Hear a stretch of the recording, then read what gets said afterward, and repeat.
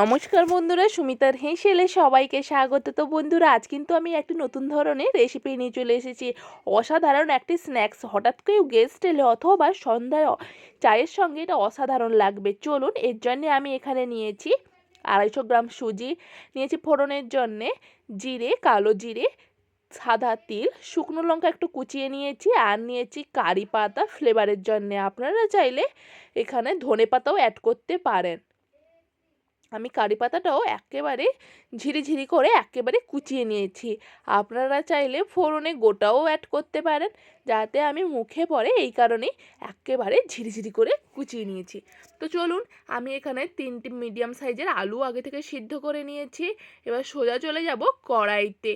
কড়াইতে অল্প একটু তেল দিয়ে, 2 চা চামচ তেল দিয়ে তাতে ফোড়ন দিয়ে দিব কালো জিরে এবং সাদা জিরে। যখন একটু মিষ্টি ফ্লেভার উঠবে, একটা হালকা গন্ধ স্মেল, তাতে আমি অ্যাড করে দিব সাদা তিল 1 চা চামচের মতো। দেখুন, এই পরিমাণ আমি অ্যাড করছি সাদা তিল। এরপরে আমি দিয়ে দিব কুচিয়ে রাখা শুকনো লঙ্কা।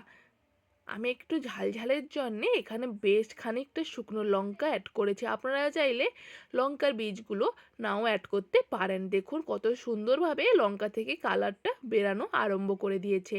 এরপরে আমি এতে যে করে দিব, লঙ্কাটা ভাজা হয়ে গেলেই এবার এতে দিয়ে দেবো একটু কালারফুল এবং ফেলার জন্যে কারি পাতা, যাতে করে অসাধারণ স্বাদটা আসে এবং স্মেলটাও কিন্তু অসাধারণ আসে। আর কারি পাতা দিলেই তো জানেন, একটা ফটফট করে একটা আওয়াজ হয়, কীভাবে তেল ছিটকোচ্ছে দেখুন। একটু সাবধানে করবেন, যেহেতু তেলে দিয়েছি আমি কারি পাতাটা। দেখুন একটু ভাজা ভাজা হয়ে গেলেই এতে এবার যোগ করব 250 গ্রাম, যেহেতু আমার সুজি, আমি এখানে হাফ লিটার জল অ্যাড করব, কেন সুজি জলে দিলে অনেকটা পরিমাণ বেড়ে যায়।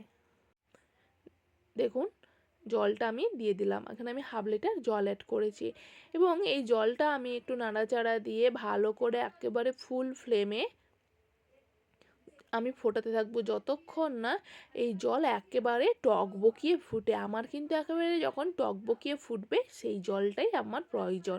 এরপরে দিয়ে দিব সুজি। এখানে আমি নর্মাল সুজি অ্যাড করেছি। ভালো করে নাড়াচাড়া করে দেখুন, জলটা একেবারে ঝরঝরে করে শুকিয়েও গেছে এবং কত সুন্দরভাবে একটি দলাও পেকে গেছে। এই সময় অ্যাড করব যে আমি আলুটা সিদ্ধ করে রেখেছিলাম, ওই আলুটা আমি আলু গ্রেটার দিয়ে ভালো করে কুড়ে নিয়েছি। এবার আলুটা ভালো করে আমি মাখিয়ে দিব। দেখতেই পাচ্ছেন, আলু এবং সুজি একেবারে আমি ভালো করে মাখিয়ে নিব। আপনারা চাইলে যদি মনে হচ্ছে চামচে হচ্ছে না, হাতও ব্যবহার করতে পারেন। এইভাবে একটা শক্ত গোলা তৈরি করে নিতে হবে। আমি আগে থেকেই একটা চপার বোর্ডে অল্প একটু তেল মাখিয়ে নিয়েছিলাম, সেই জন্যে খুব ইজিলিভাবে আমার এই যে একটা ডো তৈরি করেছি বড় সাইজের, কতটা ইজিলিভাবে পাতিয়ে যাচ্ছে দেখতেই পাচ্ছেন। এইভাবে পাতিয়ে নেবেন। আপনারা চাইলে বেলুনির সাহায্যেও করে নিতে পারেন। যেহেতু আমার বেলুনিটা আমি একেবারে অভ্যস্ত নই, তাই আমি হাতের সাহায্যে এইভাবে করে নিচ্ছি। এইভাবে আপনারা সেট করে নিতে পারেন। দেখুন দেখুন হাতেই কত সুন্দরভাবে সেট হয়ে গেল। এরপরে আমি দেখুন, এরপরে আমি ওপর থেকে ছড়িয়ে দিব তিল। সাদা তিল নিব এবং ওপর থেকে ছড়িয়ে দিব, যাতে করে আরও ভালো করে স্ন্যাক্সটা দেখতেও লাগে এবং খেতেও লাগে। কথাতেই তো আছে, আগে রূপ পরে গুণ। কিন্তু দেখবেন, এতে কিন্তু রূপ গুণ দুটোই কিন্তু অসাধারণ হবে। এই দেখুন, এইভাবে হাত দিয়ে একটু প্রেস করে দিবেন, দেখবেন তিলগুলো একেবারে স্ন্যাক্স যেটা হবে ওর সঙ্গে শেড হয়ে যাচ্ছে। এরপরে আমি একটা কাটিং চপারগুলো নিব, ছোট সাইজেরগুলো নিয়েছি। এগুলো অনলাইনে পেয়ে যাবেন, আমি অনলাইন থেকে নিয়েছি। এই দেখুন, এইভাবে চাপ দিলে একেবারে হার্টের শেপে চলে আসবে। এগুলো রাউন্ডও হয়, স্টারও হয়, বিভিন্ন শেপে হয়। আমি এই হার্টটা বেছে নিয়েছি, যাতে দেখতে আরও অসাধারণ লাগে। এইভাবে দেখুন কত সুন্দরভাবে দেখতে হয়েছে, এই দেখুন অসাধারণ লাগছে, এক্ষুনি তো মনে হচ্ছে খেয়েই নেই। এইভাবে আমি পুরো অনেকগুলো এইভাবে স্টাইল করে কেটে নিব। দেখুন আমার কতগুলো হয়েছে, এইটুকু পরিমাণ থেকে এতগুলো আমি হার্ট শেপ পেয়েছি। এই দেখুন কতটা সফটও হয়েছে এবং কতটা দেখতে সুন্দরও লাগছে। তো এইবার সোজা আমি চলে যাব একেবারে কড়াইতে। কড়াইতে আমি আগে থেকেই তেল গরম করতে দিয়ে দিয়েছিলাম, যেহেতু ডুবো তেলে হবে সেই কারণে আমি বেশ পরিমাণ তেল দিয়েছি।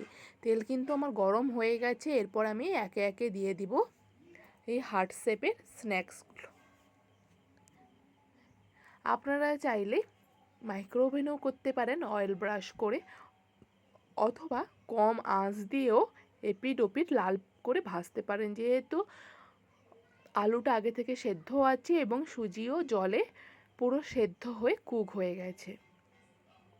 কিন্তু এইভাবে যদি করেন চায়ের সঙ্গে অথবা ছোট থেকে বড়রা সবাই কিন্তু খুব ভালোবাসবে।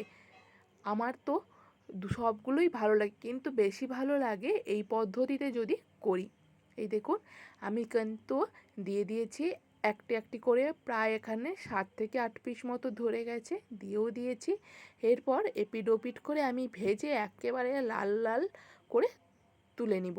এই দেখুন এই প্রসেস পর্যন্ত আমি করেছি, আপনারা চাইলে আরও লাল করে ভেজে নিতে পারেন।